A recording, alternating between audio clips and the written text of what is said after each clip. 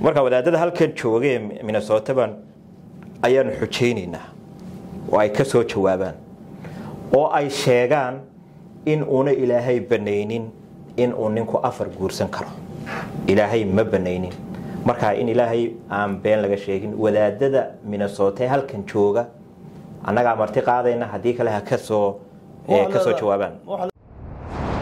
gabdhaha Soomaalida ee Muslimka marka dambe hadii nin wadaadayda ku yiraahdo nin ragaanahay oo afar buu Ilaahay banay waa inaad afar ka laabto tiraahdo beenaalaata Ilaahay been ha ka sheegin waxa Allah subhanahu wa ta'ala waxa uu yiri agooma hada laga hadlaya ma aha dad hadayna meesha agooma jirin guur labaadi ma jiro taa horta in la isla ogaado guurka laga hadlayna waa gabdhaha carmalida ah ee caruurta agoomaha haysta laakiin marnaba Ilaahay kama hadal inuu ninka xaas kale uu guursan karo gabadh single ah oo aan ciyaal lahayn taas horta iyada meesha maba taalo hadii ninka xaas kale uu damco inuu guursado shardiga waa inuu marka hore tii hore furo furiin ha oo bedesho waa bedel markii iyaduna aayad baa sheegaysa bedelkuna waxa lagu bedelaa waa inaa wixii qofkii hore meesha ka baxo oo mar walba intay safraan gabdho jaamacad dhigta waa ilma haysan gabdho guriyahooda jooga aan ilma haysan guri gabdho aan wali ilma dhalinba ku labaynay ku saddexaynay muxuu noqonayaa cadaaladna looma sameyn karo laba gabdhood Ilaahay wuxuu yiri walan tastadiicu an ta'dilu bayna nisaa'i walaw harastum iyo ragga aanan ogeyn maanta laga bilaabo wada ogaatay hadii aad tiraahdo nin ragaan oo afar buu Ilaahay baneey Ilaahay baad been ka sheegaysaa beenaalana tahay war ilaa culimada gabal baa been sheega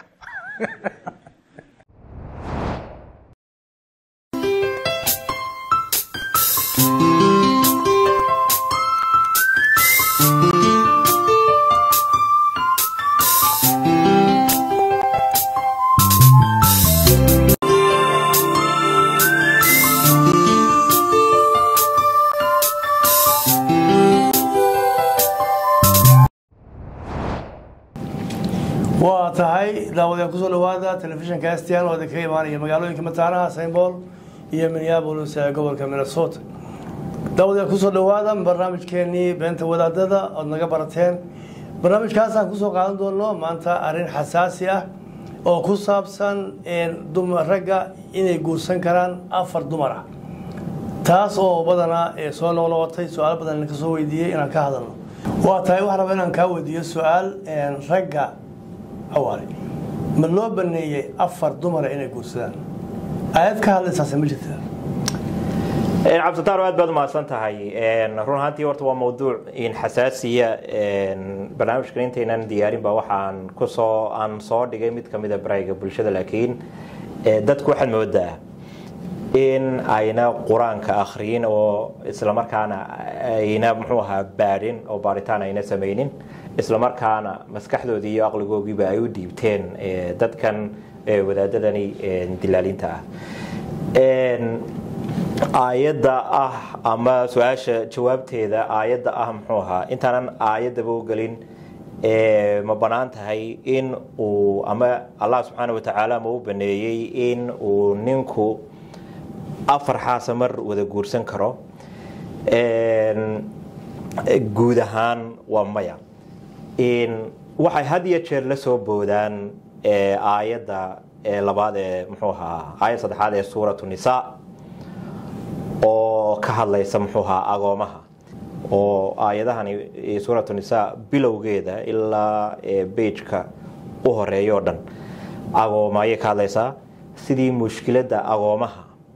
ee mujtamaca bariga haystay loo xalin lahaa bay horta aayadu ay ka hadlaysay shardi baa jirta aayadani ay dhigtay shardigaasi waxa uu ku xirayaa qofka guursanaya laba iyo wixii ka badan waa in agooma jiraan meeshii haddayna agooma jirin guur ma jirayo guurka laga hadlayana waa gabdhaha carmalida ah ee caruurta agoomaha haysta laakiin marnaba ilaahay kama hadal inuu ninka xaas kale uu guursan karo gabadh single ah oo aan ciyaal lahayn taas horta iyada meesha maba taalo laakiin aayadani waxay ka hadlaysay oo shuruud ah in meeshii agooma jiraan aayadu xaggan shaashadan soo dhigaynaa wayn khiftum aayadda haddaan usoo noqono waxaa mar walba soo noqdaa mar walba lasoo ceshaa matnaa wasulasa warbac okay cabsitaarow aayadda ka horeysa labaad waxay ka sheekaynaysaa agoonta in xoolaheega la siiyo oo aanan agoonta aan xoolaha laga dhicin maadaama matalan haddii agooma aad mas-uul ka tahay oo agoomaha u nin maalqabeen ama gabadh maalqabeen ay ka dhimatay inaad xoolaheegii u ilaaliso hadhow markay qaangaadhaan aad siiso okay aayadda haddaba had iyo jeer sida xun loo adeegsadana waxa uu ilaahay وإن خفتم ألا تقصدوا في اليتامى فانكحوا ما داب لكم من النساء مثنى وثلاث والرباع فإن خفتم ألا تعدلوا فواحدة أيو إلهي أو ما ملكت أيمانكم marka haddii aan aayadda micnayno waxa Allah subhanahu wa ta'ala waxa uu yiri agoomaha hadda laga hadlaya maaha dad haddayna meesha agooma jirin guur labaadi ma jiro taa horta in la isla ogaado marka ilaahay subxaanahu wa tacaala waxa uu yidhi haddii aad ka cabsataan in aydan cadaalad u samaynin agoomaha guursada wixii aad kartaan dumarka oo ama 2 ama 3 ama 4 ah ma garatay weliba waxaan u sii raaciyay haddii aad ka cabsataan inaydan cadaalad samaynayna fawaaxidatin oo mid tiinii hore ah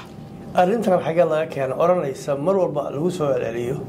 dumarka haddayna cadaalad u sameeyeen aduu waxa tiri agoonta haddana cadaalad loo sameeyay agoonta iyo caruurtiisa hore sax marka xagga ka timi arrintan oranaysa dumarka haddaan cadaalad loo sameeyin ay haddii cadaalad aan u sameeyn karo waan guursan karaa xagga ka timi arrintaas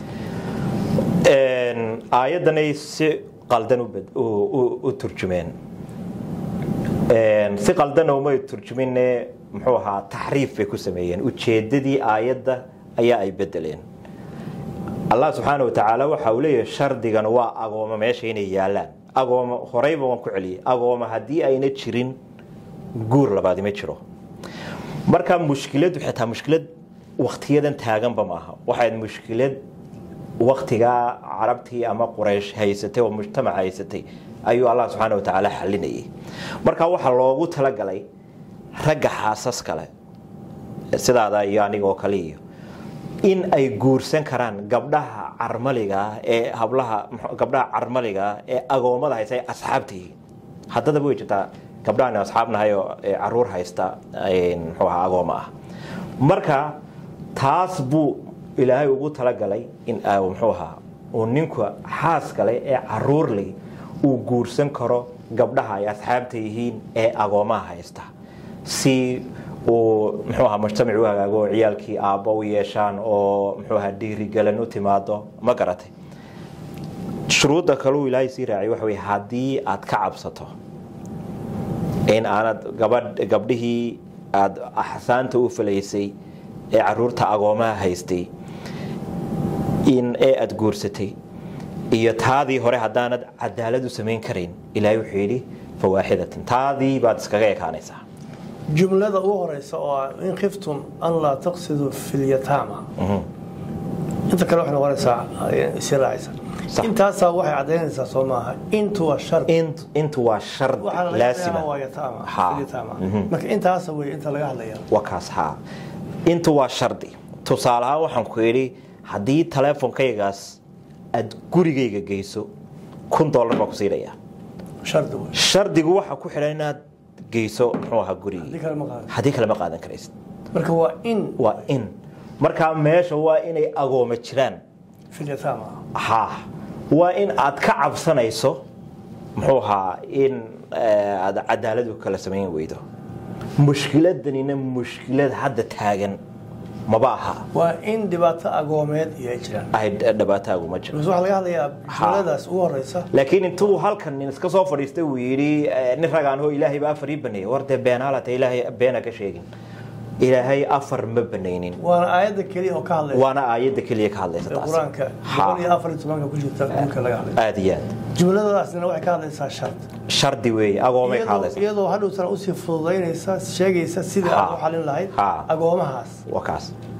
inaad guursato 2 iyo 3 iyo 4 aad iyo aad haddii aad cadaalad fal weydaan iyaduna waa shardi kale taadii hore iskaga kaanaysa cadaaladda wax loo falayaana waa agoomaha weey oo jumlada hore aayadda ka horeysa oo labaad iyo aayadda saddexaad afraad iyaguna agoomay ka hadlayaan aayadda ka horeysa iyo waxa la wixii aayada ka dambeeya waxay ka hadlayaan waa agoomo marka shuruudani agooma ayay ka hadlaysaa haddii aan soo koobo oon mar saddexaad xataa ku celiyo guur labaad iyo saddexaad midnaba ma jiro haddii ayna meeshii agooma jirin ma jirtaa aayad ka hadlaysa iyadana haddii uu ninku doono inuu guursado maxaa isagana uu samaynayaa haddii ninka xaas kale uu yacnihii uu rabo inuu guursado waa in aan agooma jirin oo inaan agooma jirin sax su'aal aad u fiican weeye haddii ninka xaas kale uu damco inuu guursado shardiga waa inuu marka hore tii hore furo furiin ha oo bedesho waa bedel marka iyaduna aayad baa sheegaysa bedelkuna waxa lagu bedelaa waa inaa wixii qofkii hore meesha ka baxo madaxweyne hadduu madaxweyne bedelayo waa inuu kii hore meesha ka baxo allah subxaanahu wa tacaala waxa uu yidhi isagoo ka hadlaya marka uu ninka xaaska leh uu damco inuu guursado lama guursanaysid laakiin waad bedelaysaa bedelkana maxaa shardi u ah qof markuu bedelayo waa inuu kii hore meesha joogo waa inuu meesha ka baxo وإن أردتم استبدال زوج مكان زوج وآتيتم إحداهن قنطارا فلا تأخذوا منه شيئا أتأخذونه بهتانا وإثما مبينا أبو إلهي سبحانه وتعالى ويلي حدي الدونتان إن أدحاس كاغي أدكوب دشو حاس كله وإن وحي هراء أثيسي أنا دوحبك قادني معناه هو لقيت هي مثلا حاسبad qabtaa Allah shuruuda sidoo dhigay way waxaad damacday in aad gabadhii la guursato la iyadoo joogto lama guursanaysid waa inaad gabadha marka hore furto waayo waad bedelaysaa markaad gabadhaasi furto ila waxa rabtaa inaad gabadh kala guursato wixii hore ee aad gabadhaasi waxa aayadu ku faraysaa guriga inaad dharkaaga ka qaadato iyo boorsadaada su'aal kale ka soo baxay waxa inaanad waxba ka qaadanin oo aanad gabadhaasi waxba aanad ku sheegan karayn halkaas su'aal ka qaba waxay tahay su'aashu waxaan aragnaa mar walba gabdho laga saarayo guriga waxa arkaynaa guriyo baabuur ay lahaayeen laga qaadanayo ma waxaad ka wadaa wax kasta oo ninku siiyay markii hore sax inuu ka qaadan karin oo ka bixi karo waxa uu ilaahay yiri waxba ha ka qaadanina gurigaas waayo adaa dalbaday inaad bedesho gabadhani oo tu kala aad keensato wixii markaa guriga yaala waxa aayadu Ilaahay ku faraya in aad dharkaaga iyo boorsadaada ka qaadato oo gurigana kula marmin gawaariye waxba daymanka halkan aan joognaa aanad gawaariye waxna kula marmin in aad markaa iska baxdo way aan soo noqon su'aasheena hore ahayd jawaabteena arinta laga hadlayo waa agoomo hadii ay isbedesho oo ninka ay ku soo dhacdo inuu guursado arintu waxa weeye ma qaadan karo wax shay haduu rabo inuu bedelo xaas kale guursado waa bedelid ee la guursi ma la guursi meesha ma jiro aayadan hore iyadoo kooban aayadan hore ee 2 iyo 3 iyo 4 taasi wax shuruudo agoomo meesha hadayna agoomo joogin guur labaad horta meesha ma yaalo waa in agooma jiraan labo gabadha la guursanayay ama labada la guursanayay lagu sadeexaynayna waa gabdho carmal iyo caruur agooma haysta ama caruur bila aaba haysta taasi waa shuruudaasi hadana agooma jirin guur ma jiro aayada hore mana sheegayso muxuu ahaa meesha marnaba lama soo dhigan in gabadh single ama gabadh dhalinyaro ah in muxuu ahaa la guursado tan labaad marka uu ninka xaas kale uu rabo inuu guursado waan soo koobaynaa marka uu ninka xaaska le uu rabo inuu guursado gabar kale ma guursanayo waa in uu tii hore furaa uu bedelaa bedel kelmadda bedel buu ilaahay u isticmaalaa kuwan mar walba arkayno dadkan mar walba raggan arkayno oo mar walba intay safraan gabdho jaamacad dhigta oo ilma haysan gabdho guryahooda jooga aan ilma haysan gabdho aan wali ilma dhalinba ku labaynay ku saddexaynay muxuu noqonayaa waa dambiile waa nin ilaahay been ka sheegay waa nin ilaahay masabiday waxuuna ilaahay banaynin nin banaystay weeye markaa waa beenaal markaa gabdhaha Soomaalida ee muslimka marka dambe hadii nin wadaadayda ku yiraahdo nin ragaan ahay oo afar buu ilaahay banay waa inaad afar ka laabto tiraahdo beenaalaad ilaahay been ha ka sheegin marka waa sida cadaaladna looma sameyn karo laba gabdhood ilaahay wuxuu yiri walan tastadiicu an ta'dilu bayna nisaa'i walaw harastum marnaba ma karaysiin hadaa isku daydaan wax ma sameeyaan in aad cadaalad gabdhaha u sameeyaan xitaa haddaad isku daydaan xitaa ma cadaalad ma sameyn kartiin cadaalad waa adag cadaalad ba adag marka iyaga ma laga hadlinba waa loo ilaahay wuu ogaa in cadaalad loo waka maadaama cadaalad loo sameyn karo ilaahay mar walba wuxuu ka hadlay agoomaha laga hadlay marka ayada in qibtum alla tuqsidu fil yatama fankihu ma daaba lakum min an-nisa'i masna wa thulatha wa ruba'a macnaheedu waxa weey hadii aad ka cabsataan in aad cadaalad u sameyn weydaan agoomaha hadii agoomaha aad ka cabsataan in cadaalad u sameyn weydaan guursada wixii idin dib yaraaday gabdhaha oo labo ama saddex ama afar ah awal aan soo gabagabeynayna barnaamijka maanta oo ku saabsanaa guurka afarta iyo labada iyo saddexda laga dhigay maadaama aan gabagabeynayno maxaad kula talinaysaa dadka ku maqlaya ama ragga ku maqlaya mushkiladani waxa ay noqotay mushkilad caam ah waxay noqotay in ilaahay been laga sheego marka wadaadada halkan joogay Minnesota ban ayaan xujeynaynaa oo ay ka soo jawaabaan oo ay sheegaan in uuna ilaahay banaynin in uu ninku afar guursan karo ilaahay ma banaynin marka in ilaahay aan been laga sheegin wadaadada Minnesota halkan jooga anaga marti qaadayna hadii kale ha ka soo jawaabaan waxa la inay aayado hayaan keenaan ka hadlayno burinaya maadaama soo gabagabeynayno awaale kulay barnaamijkeena maanta intaas ku ekaa laakiin waxaan rabaa inaan ku daro ilaahay baa quraankiisa wuxuu ku leeyahay afalaa yatadabbaruuna qur'aan am ala qulubihim aqfaaluha miyaysan dadku diyaar u ahayn ama aysan rabin inay dhex galaan bartaan quraanka waxaan waxa ku jiraan quraanka marka hadalkii ilaahay ee kitaabka waxa laga doorbiday fikir qof uu qoray ibn taymiya muxuu yiri iyo ibn hebel muxuu yiri 800 sanadood nin buug iska qoray ayaa laga doorbiday marka abla muslimkana waxaan u sheegaynaa iyo ragga aanan ogeyn maanta laga bilaabo wada ogaata hadii aad tiraahdo nin rag aan oo afar buu ilaahay baneey ilaahay baad been ka sheegaysaa beenaalaana tahay intaasan kaga tagay barnaamijkeeni intaasaan kusoo gabagabeynayna caawa aan ku soo qaadnay afarta la guursanayo iyo diintu waxay ka leedahay aayadaha quraanka waxay ka leeyihiin tan intaan dib u kulmi doono waa aniga Cabdistaar Axmed iyo cawaaladeer wax intaan dib u kulmi doono wax naga tagay asaasiina mid kaliya